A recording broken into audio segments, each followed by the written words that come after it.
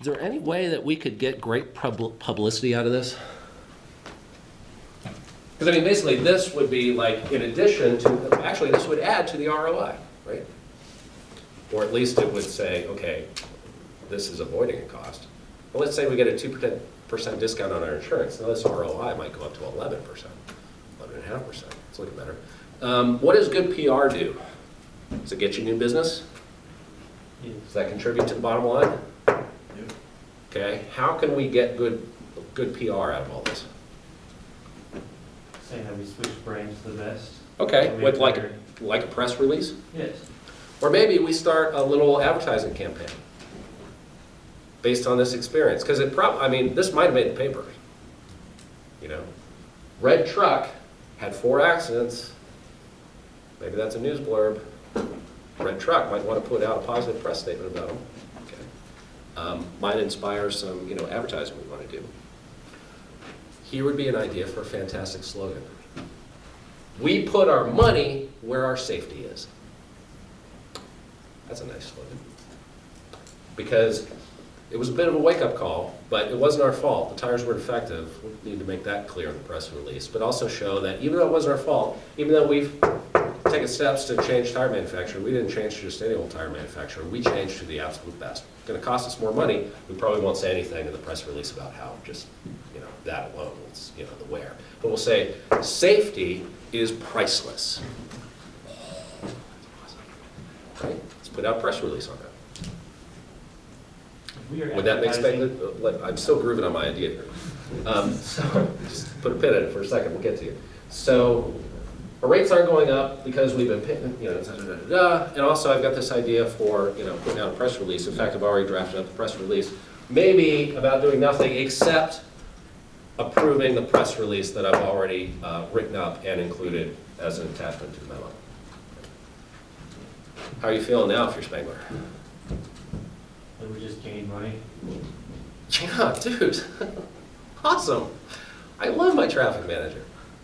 I'm thinking about giving my traffic manager a raise because it's kind of in, or her into some of this, right? Yeah, right. Right. I used to have a manager in a previous life, in a previous professional job. This was her advice about everything that happens. Everything is an opportunity. Everything is an opportunity. If you're not perceiving it as an opportunity, think harder.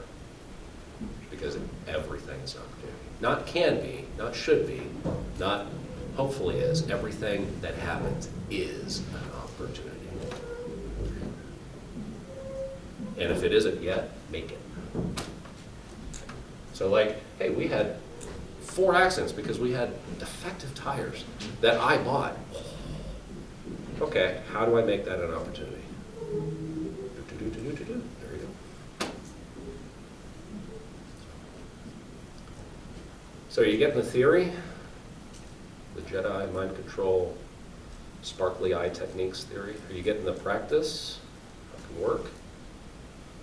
Do it on paper. If you don't do it on paper, then you'll end up confusing your reader because you won't be focused. And you'll probably come up with a bunch of stuff that you'll end up tossing out. Maybe you want to focus it down to just like, here are 2 positive things that can come out of this that I made happen, and here's the minimum facts necessary to explain why I did those things and why they're positive. Because Spangler also is probably pretty busy, right? So yeah. But it's a brainstorming technique for figuring out how to turn everything into an opportunity, and therefore, when you write about what happened, you'll end in a happy place for your reader, because you'll be making everything happen. So if this example was a little bit confusing to you, my advice is to take a look at the other, at least I think 2 examples that I've also got on video on YouTube. Let's skip through them, maybe that'll be more clear. Or try this on your own between now and Wednesday, and then come to class on Wednesday with questions. We'll go through it again. Practice. It's practice. Practice means you're not going to do it perfectly. You're probably maybe not going to be able to do it at all the first time around. So you try, and then you get some feedback, and then you try again. And you get some feedback, try again. I was terrible at this. The first, 10 years of my careers. So it took a lot of practice. But no, I got it down pretty well. Perfectly. I think.